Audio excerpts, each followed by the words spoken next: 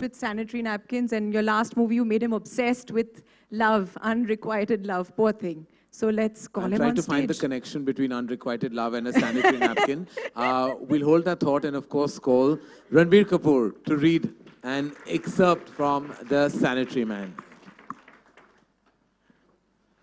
Good evening, ladies and gentlemen. Twinkle, congratulations on your juggernaut of a book. Plug-in. Juggernaut of a book. When I was asked to read a passage from the book, I was really excited and I messaged Twinkle saying that I'll bring my bestest English. And Pat came a reply saying that, don't worry, his English is as bad as yours. So just come and read. So I'm asked to read a passage from The Sanitary Man and a Sacred Land. But before that, I just want to read something which is on the 3rd page of the book, which goes like, for Akshay. Each time there is a power cut, you, my friend, always have a flashlight handy.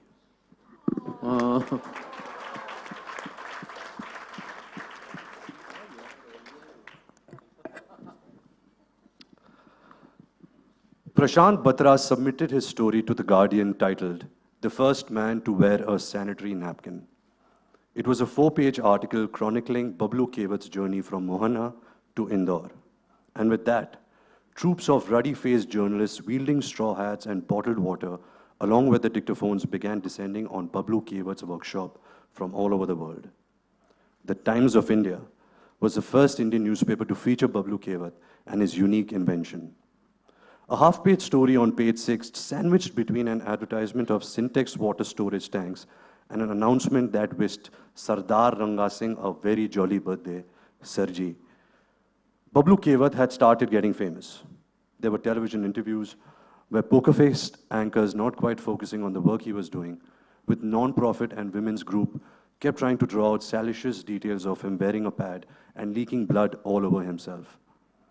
He was invited to speak at universities and companies and conferences across the country. Bablu found himself enjoying these talks.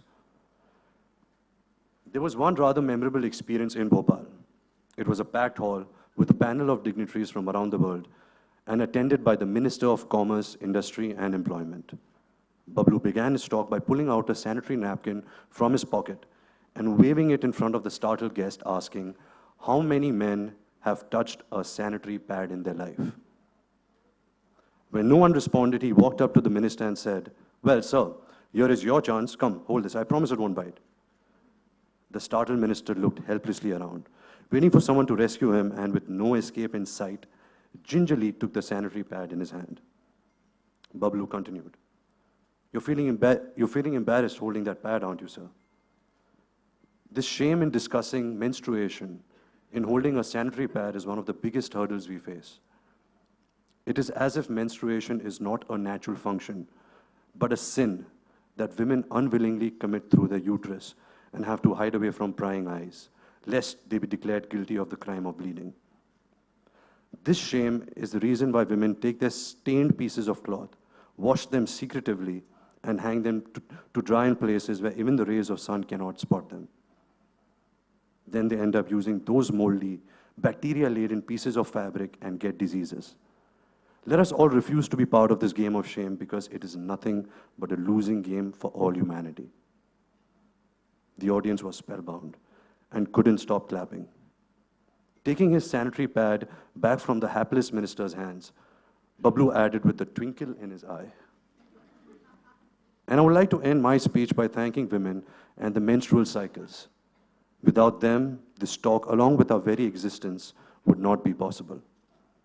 Later, laughing about the event, he confessed to Sarita, Sarita ji, I told them only 10% of women in India used a sanitary pad. Actually, I fudged the number. It is only 5%.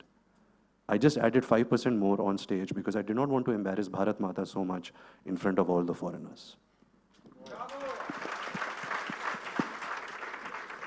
Thank you. Thank you. Now that is I just hope that we celebrate her work in the nicest way. And she deserves all the success, all the love. And I'm really excited to be here. Awesome. Thank you.